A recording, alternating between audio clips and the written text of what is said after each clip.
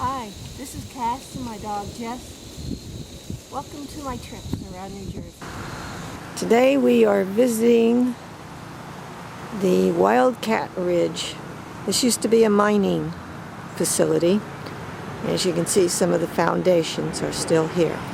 Here are the very thick walls of the furnace. Here you can see the structural foundation for the road to the mine. It's about, I'd say, 20 feet tall. Now this is the way in which the old miners would have to come up. By old, I just mean long ago, because they were mostly young men of Polish and Greek background, immigrants just arriving here in the United States. Anyway, this is how they come to work.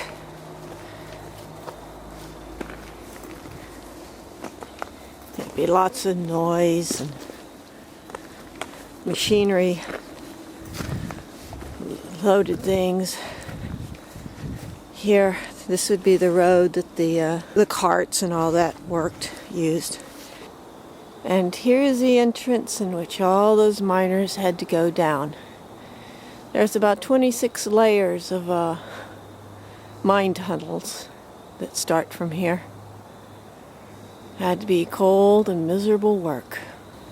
At one time, about 28,000 bats would hibernate here each winter. Unfortunately, the white nose got them, and now we only have about 500. Glaciers came through this area and just ripped apart the mountaintops, leaving really bad farmland. There are thousands of water canals, this being one of them. You can see it here.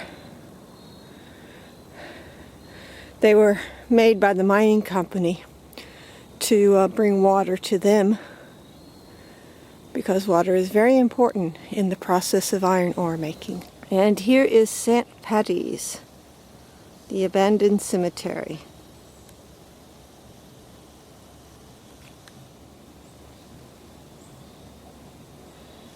As you can see, there are wooden, still white crosses. Needless to say, these are not from the 1800s. Even though no one wants to cut weeds, there are volunteers who plant white crosses. This place got a bit crushed during the recent hurricane, but people with chainsaws had come through and removed many of the trees that were basically smashing right down the middle of this cemetery. This is the grave of Thomas. I'm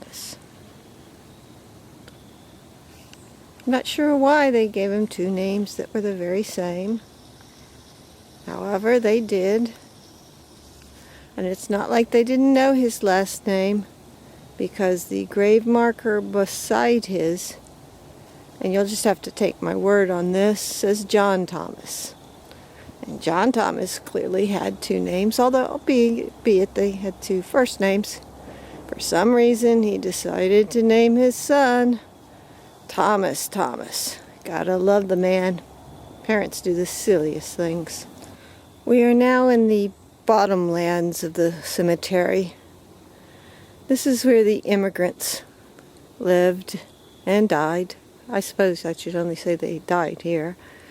But they came from all walks of life, all countries. There's a lot of Czechs, Polish, Greeks, and most of them, the ones with markers, they appear to have died when they were like 25 years old, but were clearly loved.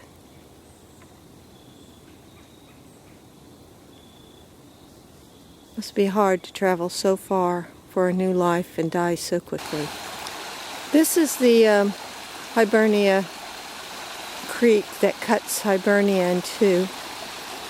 When the mine died, went west actually, everyone on this side of the creek, gave up and left. This is a very large fork in the road. Actually, it's a property line marker from one of the old Hiberia mines.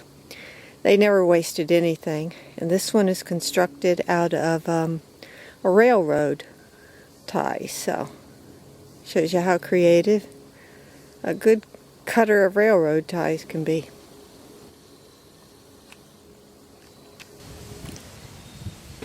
This is the Wildcat Ridge hawk view. Has some very nice scenery. Southern New Jersey as you're looking from this ridge.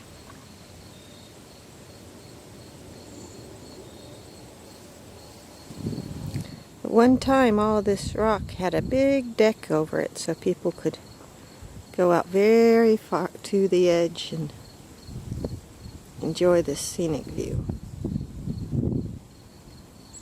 However, now it's safer to be back a little bit.